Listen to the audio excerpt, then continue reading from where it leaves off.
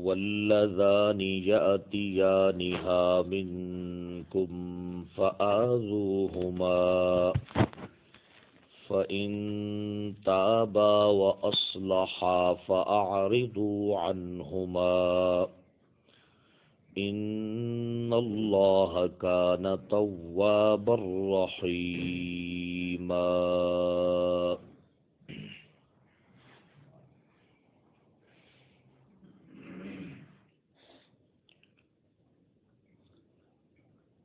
اور جو دو مرد کریں تم میں سے وہی بدکاری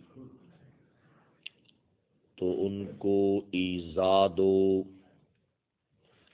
پھر اگر وہ دونوں توبہ کریں اور اپنی اصلاح کر لیں تو ان کا پیچھا چھوڑ دو، بے شک اللہ توبہ قبول کرنے والا نہایت مہربان ہے۔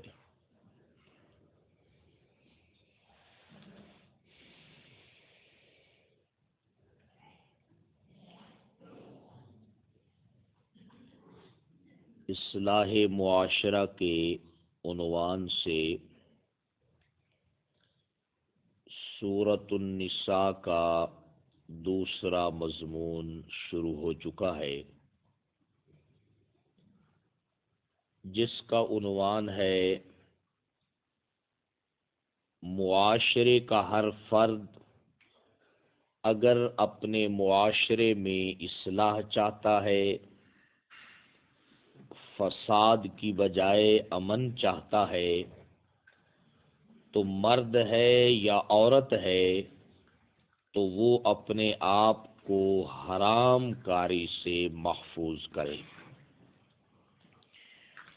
پچھلی آیت مبارکہ میں وہ منکوحہ عورت جس سے بے حیائی کا ارتکاب ہو جائے اس کی سزا کا تذکرہ تھا کہ ابتداً جو اس کے لیے حد نازل ہوئی وہ تھی اس کی آزادی کو ختم کرنا، اپنے گھروں میں قید کر دینا۔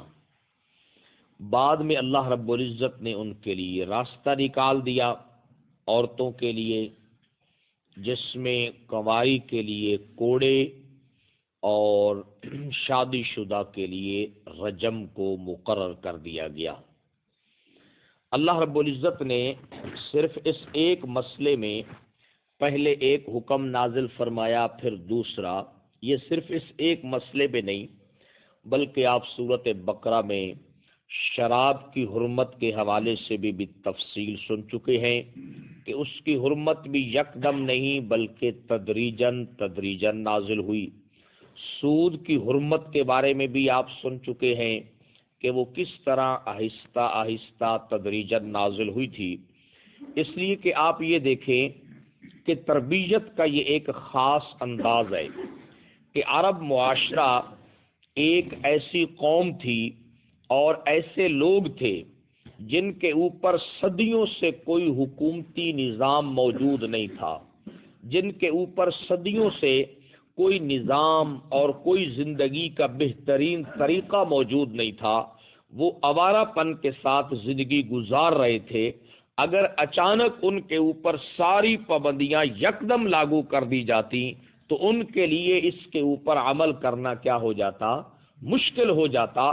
تو اللہ رب العزت چونکہ غفور الرحیم ہے، اللہ رب العزت نے آہستہ آہستہ ان کی تربیت کے لیے پہلے ایک حکم نازل کیا، پھر جب وہ اس حکم پہ عمل کرنے والے ہو گئے تو پھر اس کے بعد دوسرے حکم کو کیا کر دیا؟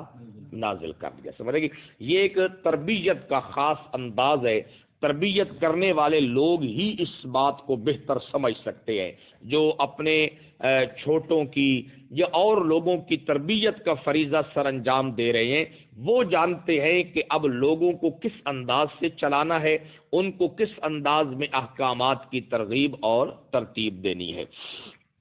اب اللہ رب العزت جو ہے مردوں کے بارے میں بیان فرما رہے ہیں کہ پہلے تو عورت کے بارے میں بیان ہو گیا، اب مردوں کے حوالے سے بیان کر رہے ہیں۔ مفسرین کرام رحمہم اللہ فرما رہے ہیں کہ اس آیت مبارکہ کا جو لفظی ترجمہ ہے، اس سے ہر قسم کا مرد اس کے اندر شامل ہو گیا ہے، خواہ وہ مرد کنوارا ہے یا وہ مرد کیا ہے، شادی شدہ ہے۔ سمجھا گی؟ اللہ رب العزت نے پہلے نمبر پر تو یہ سمجھے کہ مرد کی سزا میں اس کے اوپر گھر میں اس کو بند کر دیا جائے، یہ سزا نہیں دی، کیونکہ مرد کے لیے گھر سے باہر نکلنا کیا ہے، بہت زیادہ ضروری ہے۔ اب اس کے لیے قرآن نے جو سزا دی ہے نا، وہ سزا پوری باہر ہو سکتی ہے، اندر ہو ہی نہیں سکتی۔ سمجھ آئے گی جناب والا؟ تو اس وقت یہ ابتداً حکم نازل ہوا تھا، بعد میں تو ان کے لیے بھی وہی حکم ہو گیا کہ اگر کنوارا ہے تو اس کو کوڑے لگیں گے، شادی شدہ ہے تو اس کو کیا ہے جناب والا، سنسار کر دیا جائے گا، اگر شرائط ساری پوری ہو جائیں۔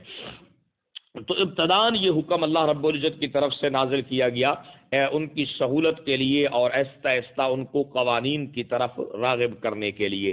تو اس کے اوپر یہ پابندی نہیں لگائی کہ اس کو گھر میں قید کر دیا جائے، بلکہ فرمایا جون سے بھی دو مرد تم میں سے اس بے حیائی کا ارتکاب کریں۔ پیچھے چونکہ کس بے حیائی کا ذکر ہے، زنا والی بے حیائی کا تذکرہ ہے، سمجھا کہ جناب والا، خواہ وہ کنوارے ہوں یا شادی شدہ ہوں، وہ عورت کے ساتھ بے حیائی کا ارتکاب کریں یا یاتی یعنی ہاں آپس میں ایک دوسرے کے ساتھ کیا ہے، بے حیائی کا ارتکاب کریں۔ سمجھا گی؟ جس کو جناب والا لواطت کہتے ہیں، یا مرد مرد کے ساتھ جو بدفعلی کا ارتکاب کرتا ہے، فرمایا وہ مرد کنوارے ہوں یا وہ مرد شادی شدہ ہوں، فرمایا کہ وہ بے حیائی کا ارتکاب کریں، خواہ وہ زنا والی بے حیائی کا ارتکاب کریں جس کا پیچھے تذکرہ ہے، یا وہ آپس میں بدفعلی والی بے حیائی کا ارتکاب کریں، فرمایا فآذوہما، ان کو گھروں میں قید نہیں کرنا، ان کو تکلیف دینی ہے، ان دونوں کو کیا دینی ہے،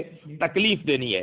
مفسرین فرما رہے ہیں ان کو زبان سے بھی تکلیف دینی ہے، جب بھی باہر کسی کو باہر نظر آئیں بے غیرت، سمجھ آ گئی، خبیث، بد فطرت، بے حیا، سمجھ آ گئی، اس قسم کے لفظوں کے ساتھ ان کو تکلیف دینی ہے، سمجھ آئے گی، اور حکومت وقت کے ذمے ہے کہ وہ ان کو تکلیف پہنچائیں جناب والا، خواہ ان کو کوڑے لگائیں تعزیری طور پر، یا ان کو جو بھی ان کو وہ سزا دینا چاہیں، تو فرمایا آذوہما۔ اسی وجہ سے اس مسئلے کے اندر چونکہ مرد مرد کے ساتھ بدفعلی کرے، تو چونکہ قرآن مجید میں اس کے بارے میں صرف اتنی ہی بات آئی ہے کہ ان کو ایذا پہنچائی جائے، اسی وجہ سے اس کے بارے میں کوئی خاص حد جو ہے وہ متعین نہیں ہو سکی شریعت میں۔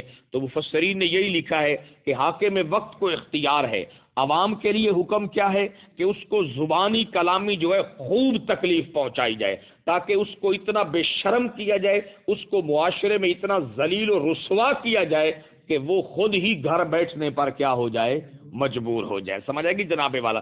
آگے اللہ فرماتے ہیں کہ ایک موقع پر اس کی جان چھوڑ دینی ہے، وہ میں آگے عرض کرتا ہوں۔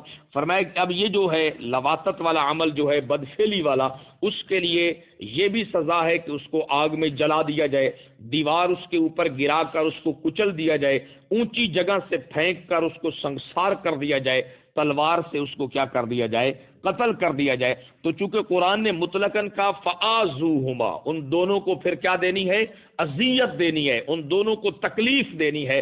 اب وہ تکلیف اس دور کے مناسب حاکم وقت جس طرح سمجھتا ہے، خواہ اس کو تلوار سے قتل کر دے، خواہ اس کو جناب والا سنسار کر دے اوپر سے گرا کر، خواہ اس پہ دیوار کو گرا دے، یا اور جس انداز میں چاہے اس کو اذیت وہ کیا ہے بھائی، پہنچا سکتا ہے۔ اور عوام کے ذمے کیا ہے کہ زبانی کلامی اس کو اذیت پہنچائیں، تاکہ اس کو اتنا شرمسار کیا جائے، ہر آدمی اس کے اوپر لعنت کرے، ہر آدمی اس کو جناب والا اس کے اوپر پھٹکار ڈالے، تاکہ وہ اس حرام کام سے اپنے آپ کو کیا کر لے بھائی، بچا لے۔ سمجھ آئے گی جناب والا؟ تو اس کے اوپر یہ پابندی نہیں لگائی گئی کہ وہ گھر میں قید کر دیا جائے، اس نے تو گھر سے باہر نکلنا ہے، کیونکہ اس کی ضروریات ایسی ہیں، اس کی ذمہ داریاں ایسی ہیں کہ وہ گھر میں بیٹھ نہیں سکتا۔ لیکن جب وہ باہر نکلے تو فرمایا فآذوہما، ان دونوں کو کیا پہنچاؤ بھائی، ایذا پہنچاؤ۔ سمجھ آئے گی؟ ان دونوں کو جناب والا لان تان کرو، تاکہ وہ اپنے اس جرم سے کیا کر لیں، توبہ کر لیں۔ سمجھ آئے گی جناب والا؟ آگے اللہ فرماتے ہیں فَإِن تَابَا، اگر وہ دونوں توبہ کر لیں، کیونکہ توبہ کا دروازہ بھی تو اس کی بارگاہ سے کیا ہے بھائی؟ کھلا ہے. فَإِن تَابَا، اگر وہ دونوں کیا کر لیں؟ توبہ کر لیں. صرف توبہ نہیں، اللہ فرماتے ہیں وہ اصلحا، اپنی اصلاح بھی کر لیں. اپنی کیا کر لیں بھائی؟ اصلاح بھی کر لیں. سمجھے گی؟ کیونکہ مقبول جو توبہ ہے اس کے لیے یہی شرط ہے کہ جو کام کر رہے تھے اس کو چھوڑ دیا ہے، اور نیکی کے اثرات اب تمہارے اوپر نظر آنا کیا ہے؟ شروع ہو گئے ہیں. اس کو اصلاح کہتے ہیں، چونکہ عنوان یہی ہے اصلاح معاشرہ. فرمایا اگر وہ دونوں مرد توبہ کر لیتے ہیں، وَأَصْلَحَا، اور توبہ کے بعد اپنی کیا کر لیتے ہیں؟ اصلاح کر لیتے ہیں. فَأَعْرِضُوا عَنْهُمَا، پھر ان کا پیچھا چھوڑ دو. پھر ان کا پیچھا کیا کر دو؟ چھوڑ دو. جب تمہیں نظر آ جائے کہ معاشرے میں اب ان سے جرم ہو گیا تھا، انہوں نے توبہ کر لی ہے، اور توبہ کے بعد ان کے اوپر توبہ کے اثرات بھی نظر آ رہے ہیں کہ جس بے حیائی کا ارتکاب کرتے تھے اس بے حیائی کو انہوں نے کیا کر دیا ہے؟ چھوڑ دیا ہے. فرمایا کہ پھر تم بھی ان کا پیچھا چھوڑ دو. پھر فآذوہما، ان کو اذیت نہیں دینی. کیوں؟ اس لیے کہ ان اللہ کان توابا، اللہ توبہ کو قبول کرنے والا ہے. رحیمہ، اللہ بڑا ہی مہربان ہے. جب اس نے اپنی مہربانی سے توبہ کی برکت سے ان کے گناہوں کو معاف کر دیا ہے تو تم بھی اب ان کو کیا کر دو؟ معاف کر دو. سمجھ آئے گی جناب والا؟ تو معافی جو ہے اللہ رب العزت کی بارگاہ سے مل سکتی ہے، لیکن اس کے لیے شرط یہ ہے کہ وہ دونوں مرد جو ہیں وہ توبہ بھی کریں. فَإِن تَابَا، توبہ بھی کریں. وَأَصْلَحَا، اور توبہ کرنے کے بعد اپنی اصلاح بھی کیا ہے؟ کر لیں. ان کے اوپر اس توبہ کے اثرات نظر آنے چاہیے. ان کے اوپر نظر آنا چاہیے کہ واقعتاً ان لوگوں نے اب کیا کر لی ہے؟ توبہ کر لی ہے. سمجھ آئے گی جناب؟ تو اگر وہ اس قسم کا کام کر لیں تو اس پر مفسرین کرام رحمہ اللہ کی ایک بات تو یہ عرض کر دی ہے کہ مرد کے لیے گھر میں قید کی سزا نہیں ہے.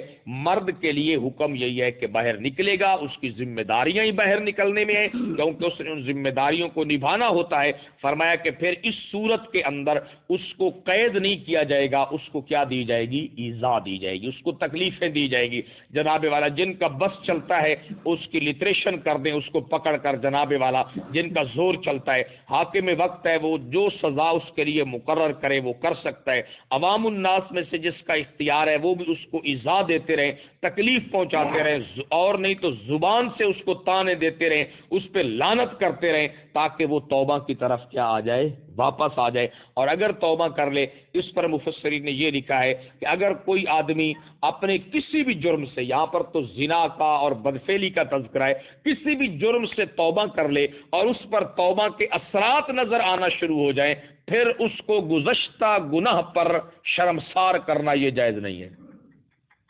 اگر کوئی آدمی اپنے کسی گناہ پر کیا کر لیتا ہے؟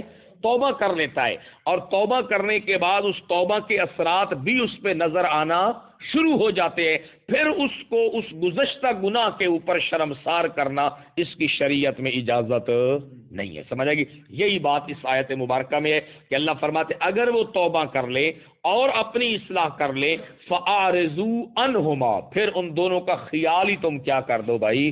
چھوڑ دو. کیا مطلب ہے؟ کہ اب ان کو لان تان پھر تم نے کرنی نہیں ہے. سمجھ آئے گی نا؟ تو اگر کوئی آدمی معاشرے میں کوئی بھی جرم کرتا تھا، اس نے پھر اس جرم سے سچی توبہ کر لی ہے اور توبہ کے اثرات نظر آنا شروع ہو گئے ہیں، تو اس آدمی کا پیچھا پھر باقی لوگوں نے کیا کر دینا ہے؟ چھوڑ دینا ہے. پھر اس کو گزشتہ گناہ پر شرمسار کرنا، پشیمان کرنا اور اس کو تانے دینا اس کی شریعت میں اجازت نہیں، کیونکہ اللہ فرماتے ہیں میں توبہ بھی قبول کرنے والا ہوں اور رحیمہ، میں کیا کرنے والا ہوں؟ رحم بھی کرنے والا ہوں. جب میں نے اس کی توبہ قبول کر لی ہے اور میں نے رحم کر کے اس کے گناہ کو معاف کر دیا ہے، اب تم بھی اسے معاشرے میں کیا کر دو؟ معاف کر دو. اب اس سلسلے میں یہ جو عمل ہے نا آپس میں مرد کا مرد کے ساتھ غیر فطری طریقے سے، ویسے اب جو ہے نا ساتھیوں کا اب بھی نیند کرنا میرے خیال میں یہ بھی فطرت کے خلاف ہے. 7 بجے عشاء کی جماعت ہو رہی ہے، 6 بجے اب جو ہے نا 11 گھنٹوں کی رات ہے مگر ابھی بھی نیند آ رہی ہے، یہ بھی غیر فطرتی طریقہ ہے.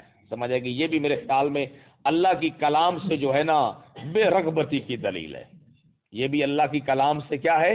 بے رغبتی کی دلیل ہے کہ سست روی کے ساتھ بیٹھنا اور جناب والا پوری توجہ نہ کرنا، کبھی نیچے جھک جانا، تو بس اللہ ہی آپ سے پوچھے گا اس سلسلے میں.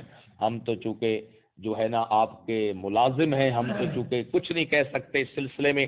بہرحال قرآن و سنت کو بے توجہی سے سننا یہ بہت جو ہے نا بہت افسوس کی بات ہے. سمجھ آ گئی؟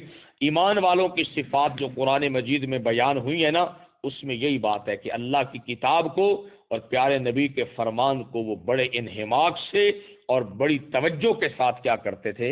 سنتے تھے. ابھی تو ماشاءاللہ بڑی رات ہو گئی ہے بھائی. اللہ اکبر. دیکھیے جی ذرا قرآن مجید کی ایک آیت مبارکہ کو سمجھنے کا ثواب کتنے نفلوں کے برابر ہے؟ ہر روز بتاتے، صحیح حدیث ہے. 100 رکعت. تہجد کی کتنی رکعتیں ہیں؟ 8 رکعتیں. اگر میں آپ کو روزانہ کہتا ہوں، پیچھے آپ کو حضرت تھانوی کے حوالے سے بھی بتایا تھا کہ اگر کسی آدمی کو پتا ہے کہ میں قرآن مجید کی آیت میں روزانہ سنتا ہوں، اس کو سمجھتا ہوں، لیکن میں تہجد کے لیے بیدار ہوں گا تو پھر مجھے قرآن مجید سننے میں دلچسپی نہیں ہوگی، وہ تہجد چھوڑ دے، ایک آیت سیکھ لے، انشاءاللہ اس ایک آیت کا ثواب زیادہ ہے. سمجھ آئے گی جناب والا؟ تو یہ تو اپنی اپنی سوچ ہے بھائی. ہم تو آپ کو صرف بتاتے رہیں گے انشاءاللہ، باقی آپ کی اپنی مرضی ہے. حدیث پاک برکت کے لیے چلو اور مختصر کر دیتے ہیں آپ کے لیے. ارمان لگتا ہے، دل کو تکلیف ہوتی ہے اس رویے کو دیکھ کر، اور تو کچھ نہیں ہے. عن ابی ہریرہ رضی اللہ عنہ، یہ ساری حدیث اللہ اکبر تفسیر معرف القرآن میں حضرت مفتی محمد شفیع صاحب رحمہ اللہ نے اکٹھی نقل کر دی ہیں. ان میں سے بس آپ کو 2-3 ہی سنا دیتا ہوں. عن ابی ہریرہ رضی اللہ عنہ ان رسول اللہ صلی اللہ علیہ وسلم قال، حضرت سیدنا ابو ہریرہ سے روایت ہے، بے شک رسول اللہ صلی اللہ علیہ وسلم نے فرمایا.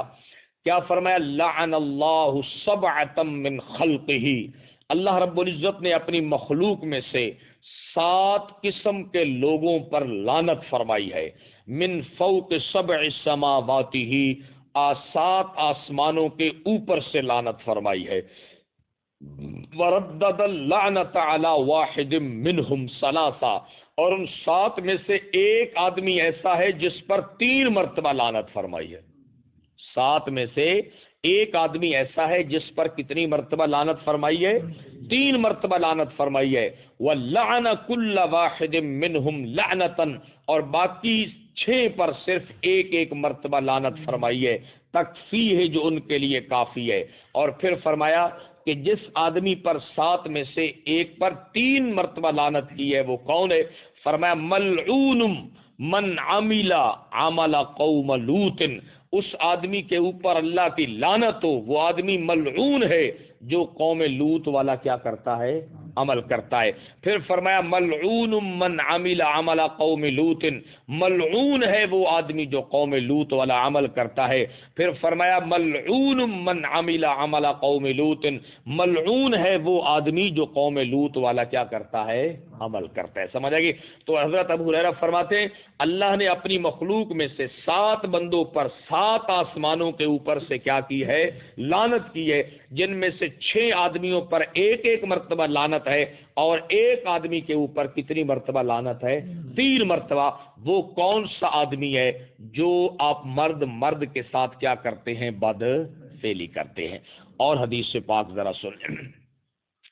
عن ابی ہریرہ رضی اللہ عنہ عن النبی صلی اللہ علیہ وسلم قال، نبی پاک صلی اللہ علیہ وسلم نے فرمایا 4 4 آدمی ایسے ہیں یسبحون فی غضب اللہ، وہ صبح بھی کرتے ہیں تو ان پہ اللہ کا غضب نازل ہو رہا ہوتا ہے.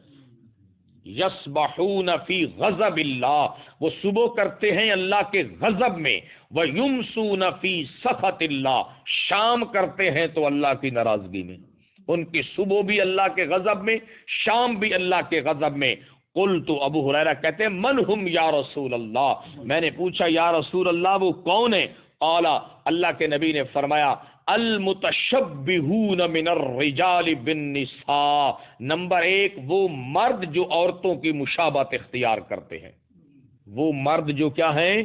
عورتوں کی مشابہت اختیار کرتے ہیں، والمتشبہات من النساء بالرجال، اور وہ عورتیں جو مردوں کی کیا کرتی ہیں، مشابہت اختیار کرتی ہیں۔ نمبر 3، والذی یاتی البہیمۃ، اور وہ مرد جو کسی جانور سے بدفعلی کرتا ہے۔ پہلی مرتبہ تو یہ الفاظ نہیں آپ سن رہے، یا معاشرے میں یہ بھی ہو رہا ہے، ہاں سمجھ آ گئی۔ والذی یاتی البہیمۃ، اور وہ شخص جو جانوروں سے بدفعلی کرتا ہے، والذی یاتی الرجال، اور وہ مرد جو مرد کے پاس آتا ہے، اور وہ مرد جو کیا ہے، مرد کے پاس آتا۔ اور بھی بہت ساری احادیث انہوں نے لکھی ہیں، واقعات بھی ہیں اس کے اوپر، اتنا ہی کافی ہے۔ آپ کی نیند کا خیال کرنا ہمارے اوپر فرض ہے۔ ترجمہ سنیں۔ واللذان یاتیانہا منکم، اور جو